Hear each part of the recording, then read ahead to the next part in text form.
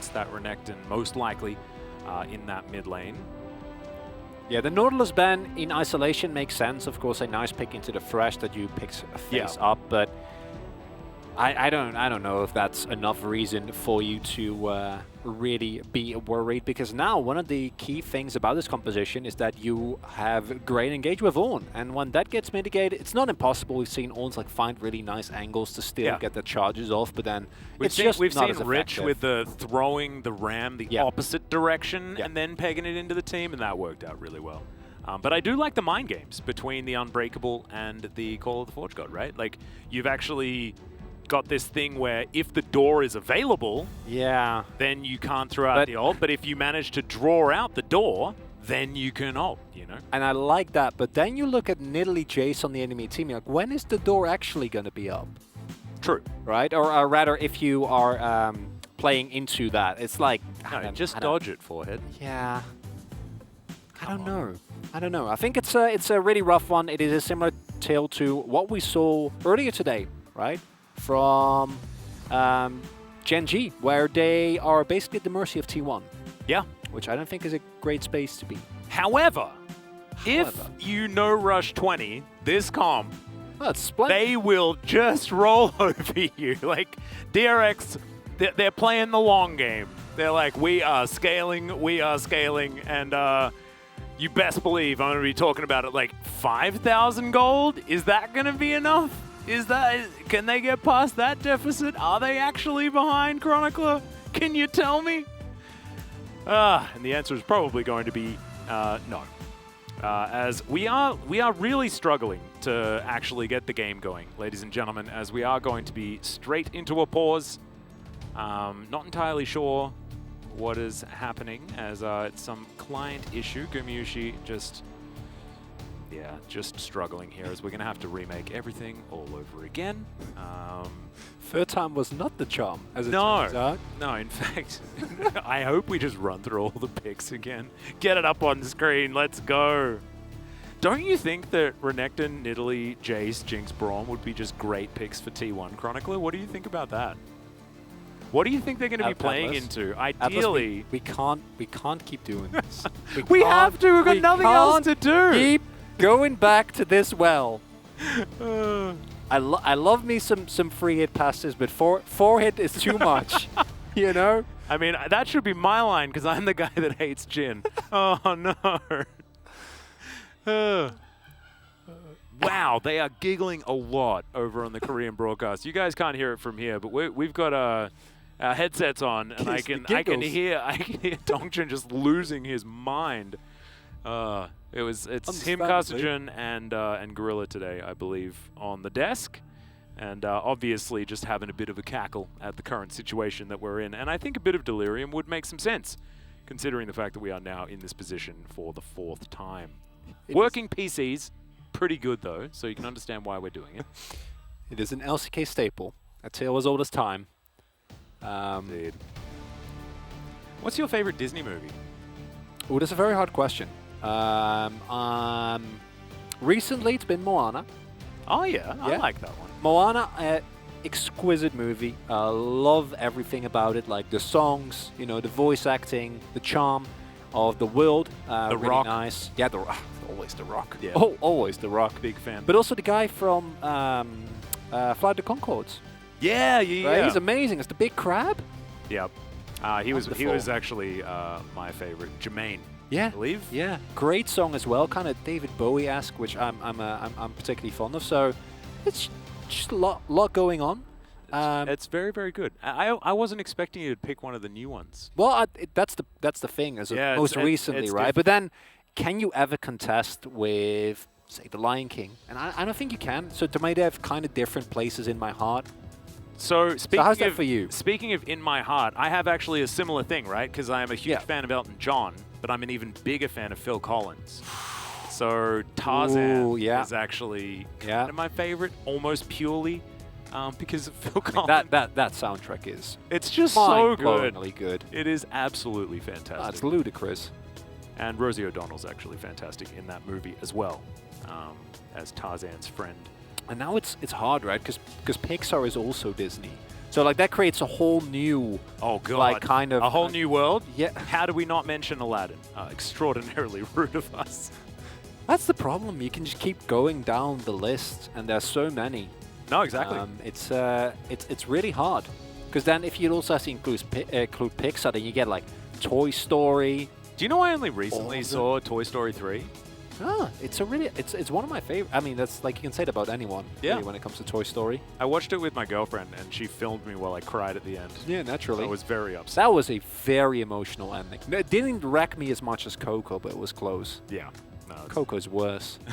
What a beautiful movie that is. Do you know which movie slayed me the most? It was actually Pursuit of Happiness. That one, I was just wrecked by the end of that.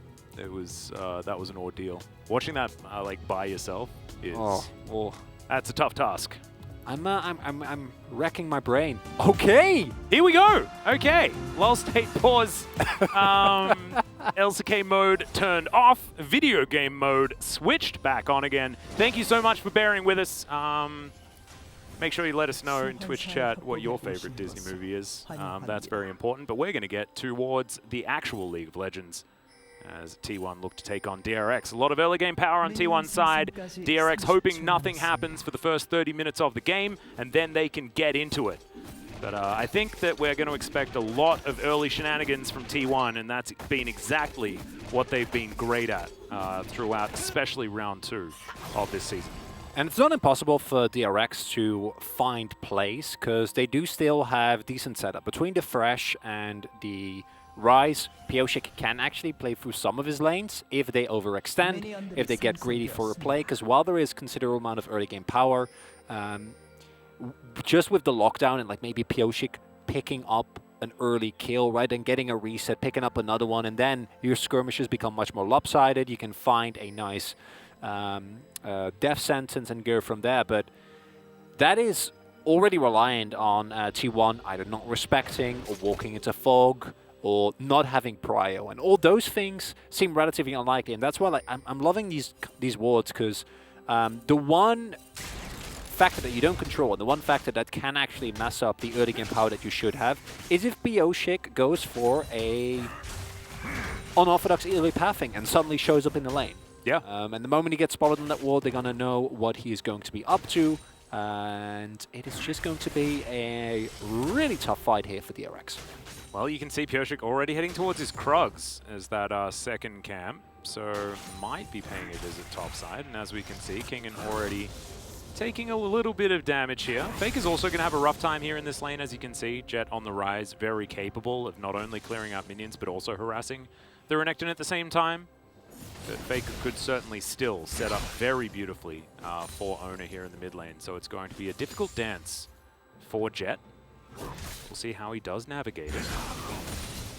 And now we have the verification. They know. Oh dear. That's yeah. And now the reason why Connor can play this way is because of that ward that Faker placed earlier. They see Pioshik on his Raptors. He's pathing towards bot side, so Karya and Gumayushi are completely fine getting pushed in a little. This lane, you are not playing for lane dominance at all. All you need to do is either absorb pressure, and maybe if there's a misstep, you know, you can collab. Yeah, it's not fun. Yeah, no, King is just going to wait for that wave very patiently underneath his turret as Owner going to take his blue buff. Oh god. And head towards the top lane. That's a big wave that's getting stacked up. That King is already getting aggressively traded with. That's really big. Is going to miss. Yep, that is actually a fair bit of damage missed out on. This ward over the wall is going to spot Owner out as the spear will connect. Actually stops the building of that Ruby Crystal. Or the cloth armor potentially, as another spear is going to connect. That's 2 for 2. Owner just going to go in there, gets himself the execute. Canna picks up the aggro first, so they tank this one very, very beautifully, and that's first blood at 3.5 minutes. Really nicely done there by Kana to make sure he was in a safe position, picks up the aggro so that there is no chance of Owner either dying or having to force his flash. And it is exactly that type of play. And oh my god, that's a disgusting first back. Goes back, picks up boots. Oh my and a god. Dirk. Okay. Well, Canna's fine. And we were talking about the fact that, you know, sometimes we actually do see this. The Ornn picked into the Jace as an answer. But the problem is, in the early game, it is still awful into the Jace. It's just that as the game goes on, theoretically, you should be able to get towards being okay. But when you have 어쩐데? no point of being okay around the map, this happens, and there's almost no option as 어? he's just 우와. bobbing for apples underneath that one. 형 내 창 어땡? 지리질. How was my spear? It was very good. It was a very nice spear. And that's also why whenever we see... recently it's been better, but like generally whenever we see Renex and Italy comps in the LCK, we were always a bit apprehensive because they didn't do this exact thing. They didn't actually commit. And in this case, it's obviously the Renekton is mid and it's Jace on top, but it's still cashing in on the early game power that a Nidalee has when she has priority lanes that can set up for dives like this.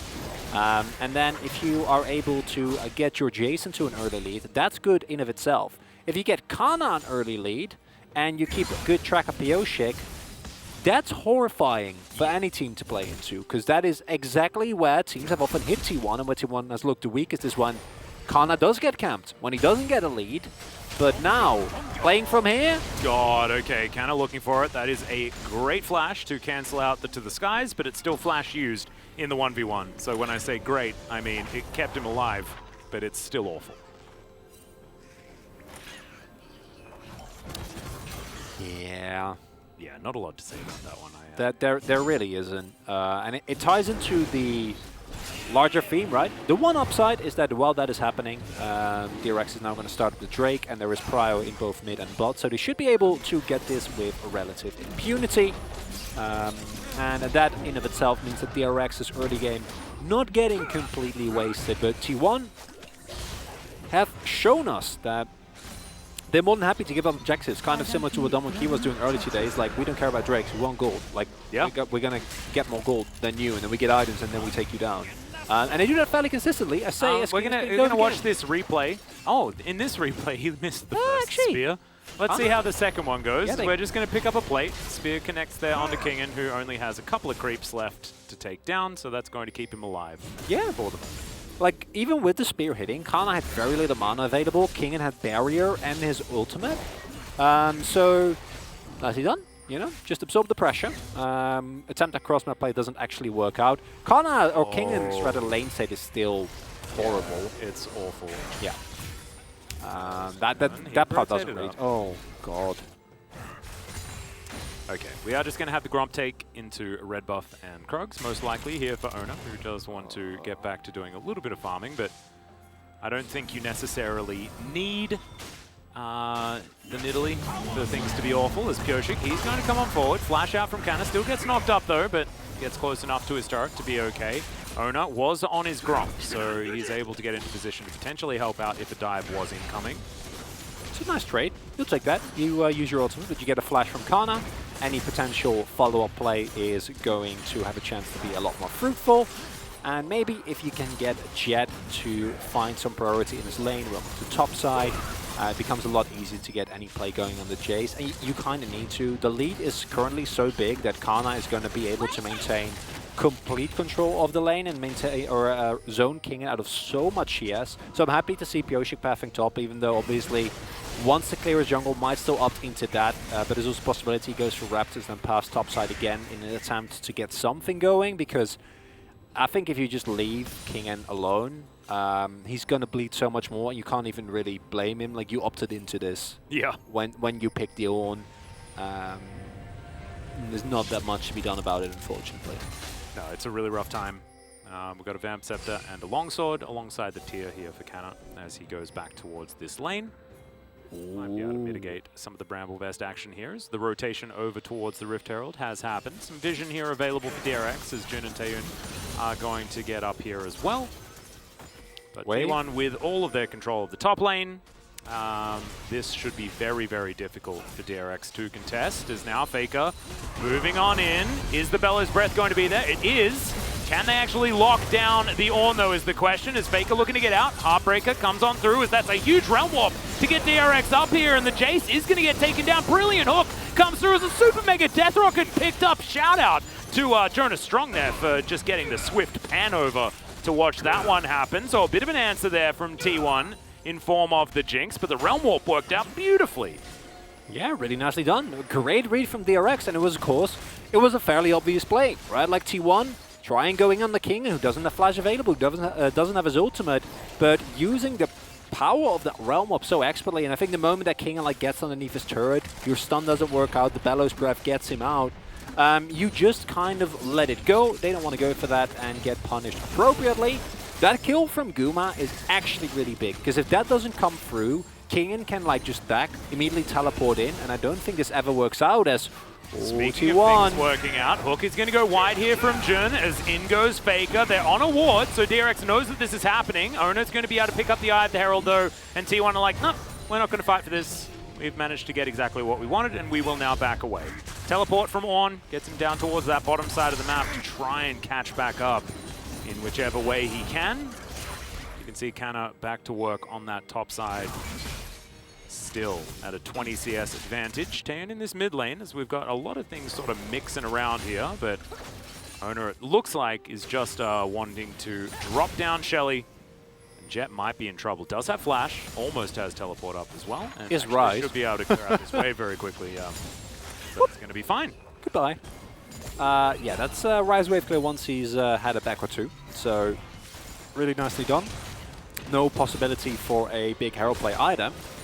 And this response is actually really nicely all in all, I'd personally say, from DRX. Because King and staying alive here, like when this dive does come through, you just get blown up, right? There's no way for the rest of your team to join. There is not really a collapse possibility as well. Really big is that while this was happening, at the very early part, this is really, really important. Because if this kill doesn't happen, DRX might just immediately go and rotate towards that Rift Herald, and there's nothing that TWon can do. So Guma Yushi picking up the kill, one is huge. Secondly, when TWon left, their bot wave was pushing into their own turret.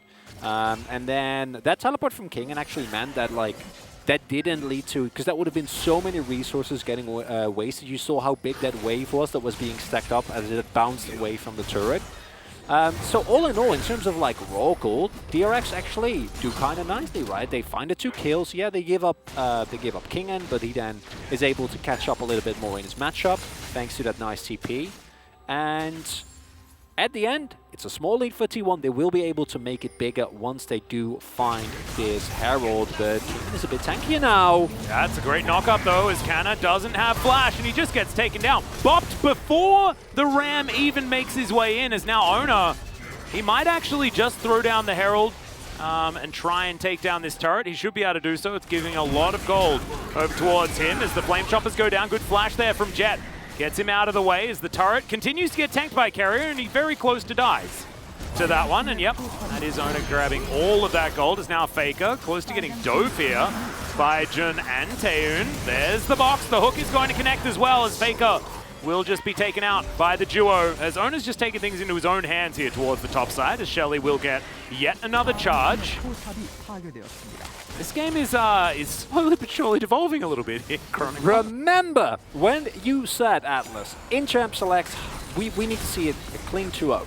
Anything less is not enough. Well, if we hold TWon to that standard, this is not the game that you want to play. A lot of objectives being given up, and this is the right idea from Kana, but you can't do that at all.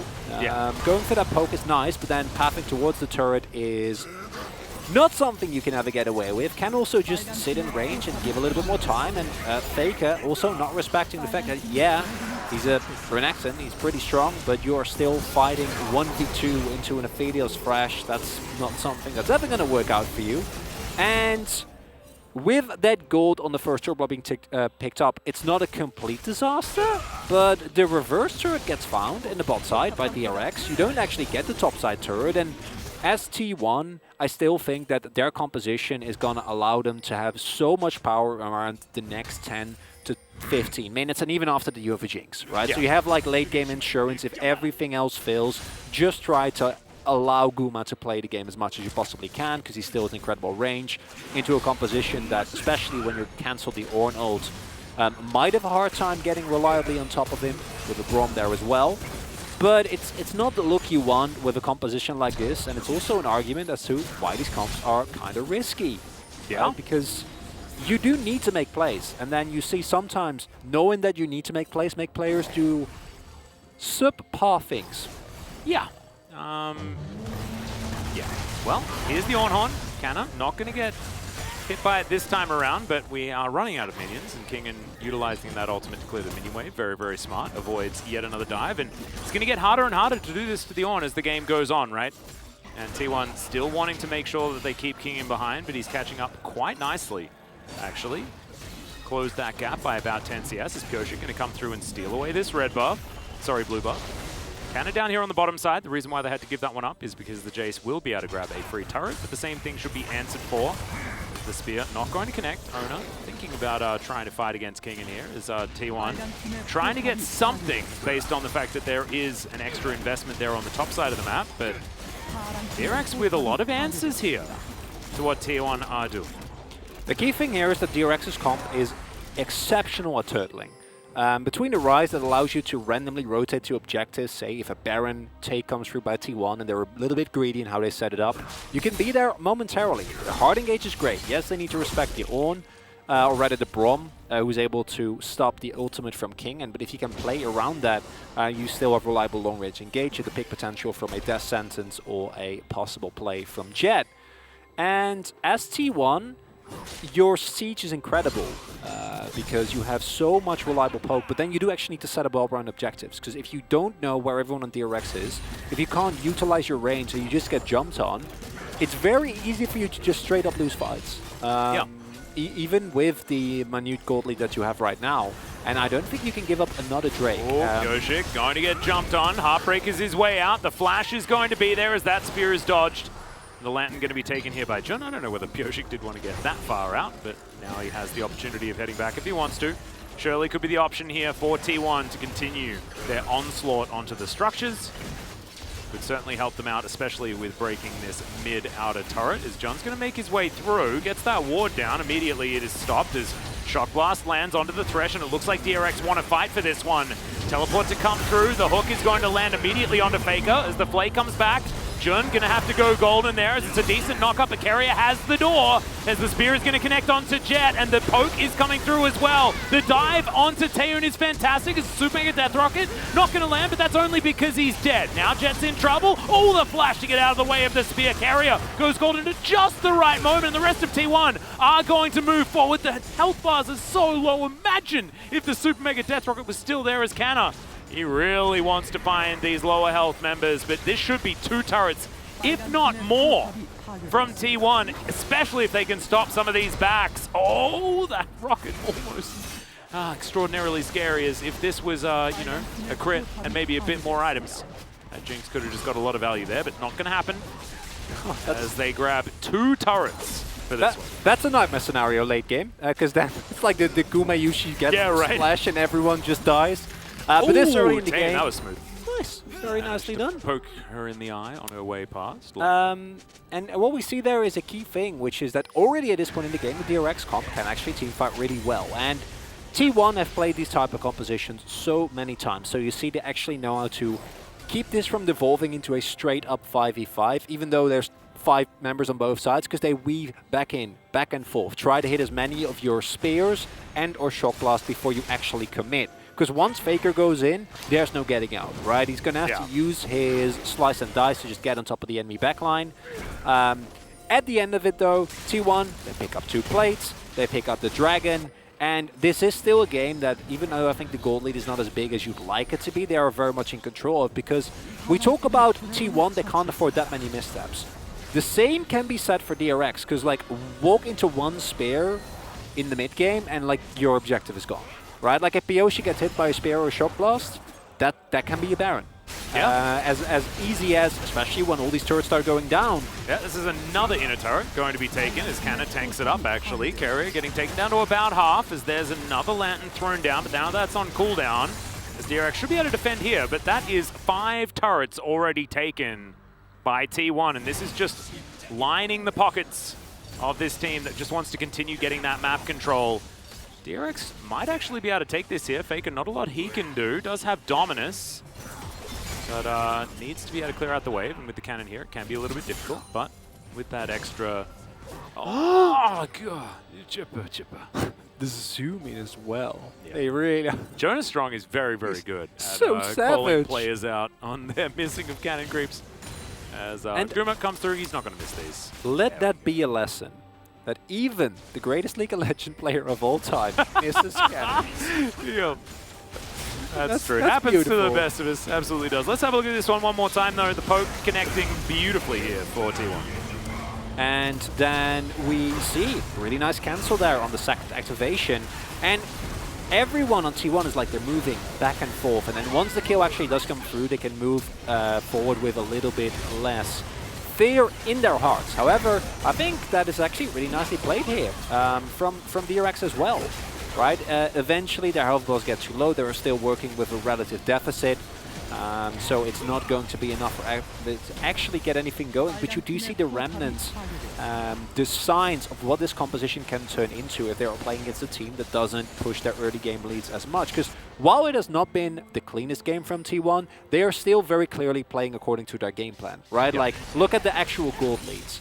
Renekton might not be the furthest ahead, but in this comp, at the beginning of the game, he's going to be set up for either Jace or Italy, and in the late game, he is just going to stand next to Gumayushi and press W on anyone that comes close, and that's the job. That is doing your job. Absolutely. That's enough. Or you know, get into the back line and again set up for either Kana or Owner to do the actual damage. So not the end of the world, especially once it's 2 items. He's going to be relatively beefy. Expect him to opt into more tanky items after that, if we do get that far, because now gold lead slowly starting to get bigger.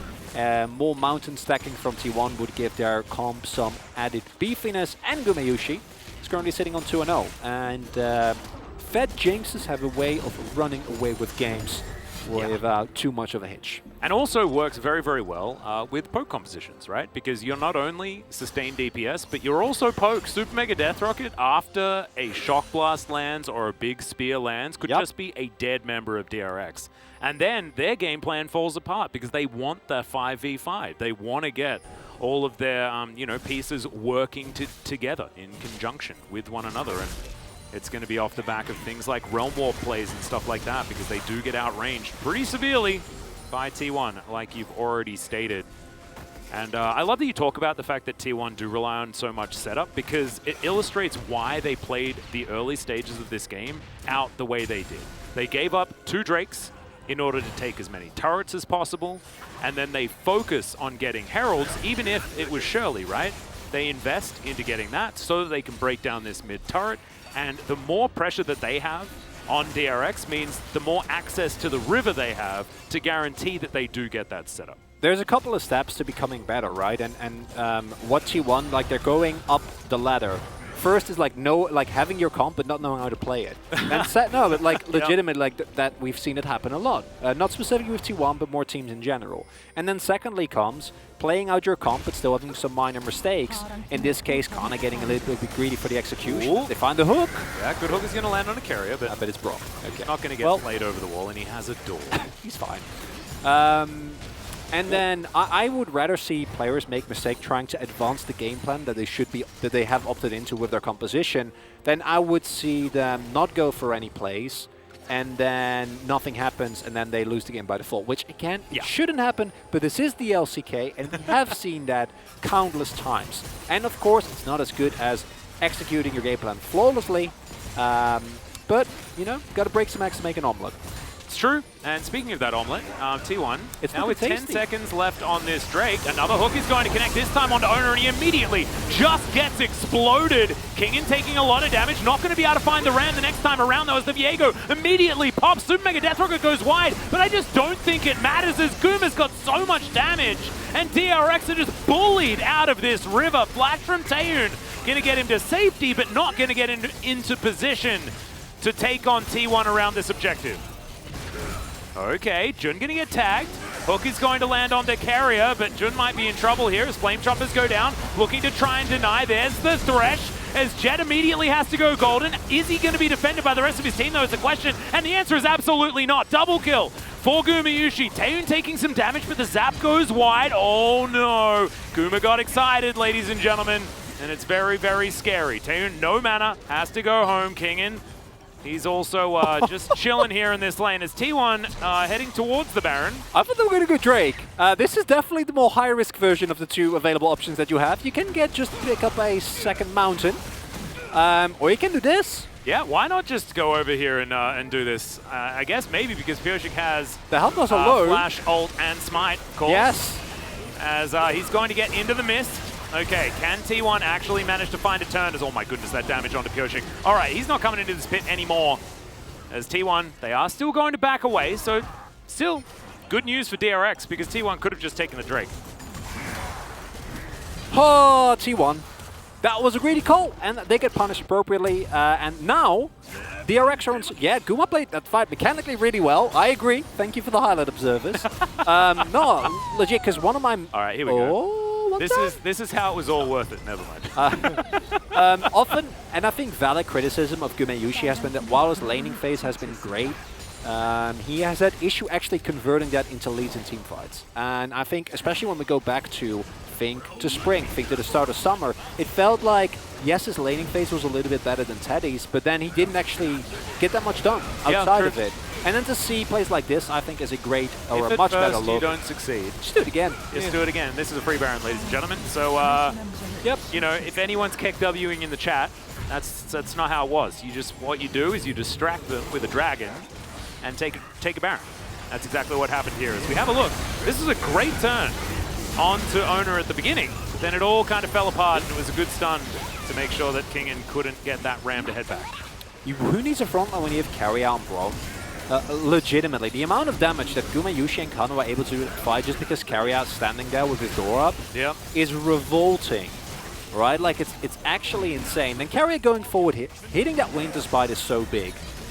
Because if that doesn't happen, I don't know if he actually gets the passive on early on, and then that hook might lean into something more. Maybe TWon picks up a kill, maybe Carrier dies, and then these subsequent skirmishes all can't happen. As Guma, yeah, he did get excited, walked forward there, did still have to respect the possibility of a knock-up because if Kingen hits him there, TWon just murders him. Well, here's a Realm Warp. Kana is in a lot of trouble as the ram is going to come through. He does have Flash, but he's still going to get knocked up. Oh man, I'd say robbed. On that one, Kana is real dead. Pyosik going to take a fair bit of damage here as that spear almost just straight up kills him. As now TWon are just going to say, all right, well, if you guys are all just going to hang out in the top lane, we're going to take your mid inhibitor. And I guess maybe they're just going to be able to do that. Well, at least the inhibitor turret, anyway. So I guess maybe you could take that. Only 30 seconds remaining on to Kana, so shouldn't be too much of an issue here. Although they are going to miss out on one of their split push options for the 1-3-1 extra Baron value.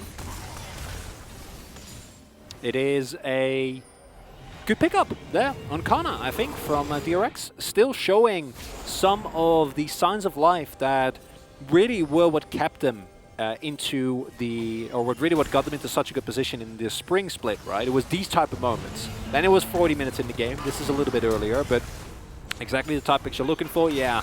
Yeah, just not quite flashy enough. Just at the very edge of that ram is a very wide skill shot.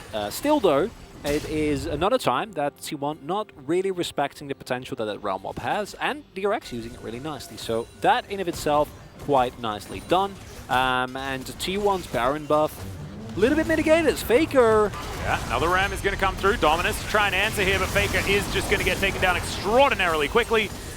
Yeah, not a whole lot you can do there. The Steric's not enough. As Guma's up towards the top side. Yeah, T1 still trying to get turrets here. As with their Baron, let's see whether they can do this. DRX actually deciding not to go for the race. Actually, in fact, neither team deciding to go for that one. 12 seconds on this Baron buff does mean that the empowered recalls are going to be there. And this is still a little bit messy, Chronicler. It is. And it is a relative lack of vision, and it's because this has been such a messy game.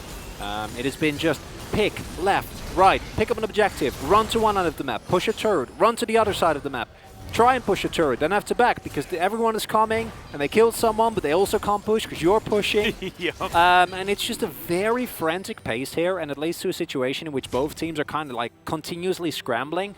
The DRX are the ones who are just we are a team. We band together. We're 5 people. We're gonna run around. Maybe we put Jet in the side lane if he has teleport a little bit, but we also need the hitchhiker right with him anytime we want to make an actual play. Yeah. Because we need that realm warp. I mean, Jet just sets up the Thunderdome, and then they know that they're doing battle. That's how it works. Yes. Every time No that way realm out. warp comes out, it's like, oh, it's fighting time, and then they're in there. So it's a great way of communicating with your team. Circle comes out, we do battle. As DRX now in this mid lane, going to do a bit of ping pong. And as Goomer is huge. Yeah, because of that greed earlier on, there is now a sole opportunity. Light Vigil is going to connect onto Goomer there, but he does create a lot of distance between himself. Carrier going to try and get himself in front of Jet as well, who goes golden immediately. The Rune Prison doesn't do enough as the Jace falls down, and DRX decide that they just want to disengage.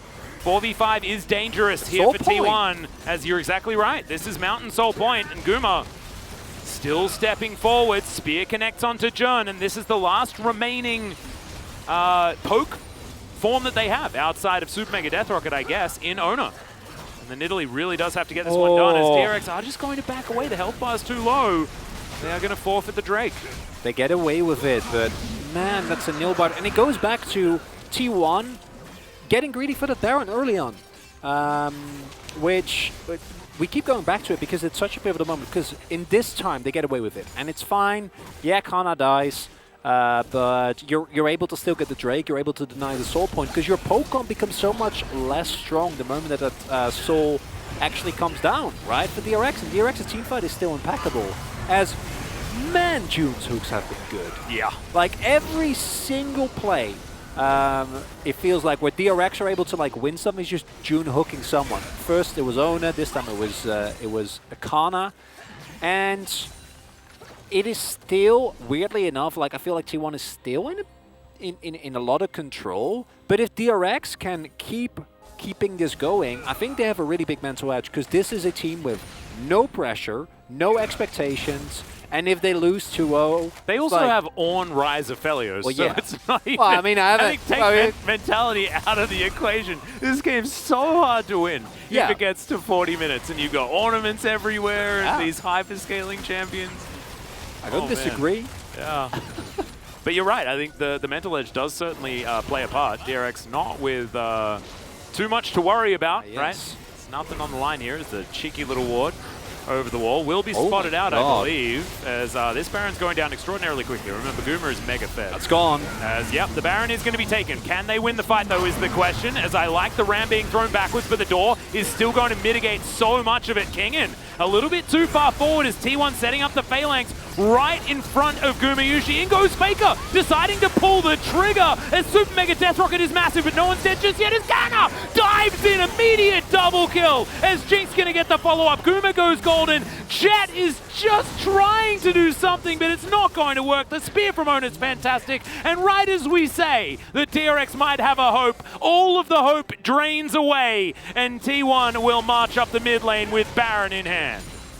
Completely shattered hopes and dreams go from, hey, they might win the team fight, to an almost clean ace. Only give up the Braum and Carrier. He's more than happy. He was getting tired of carrying that door everywhere. His team needing him every single time. Now he can chill on the base while the rest of his team takes down a DRX. It was not the cleanest game, but it did show us what the early game power and macro of T1 really is all about. Yeah, and that honestly just looked like, all right, guys, we've had enough of this. It's time to go. They make a decisive call, get on that Baron. DRX still behind the 8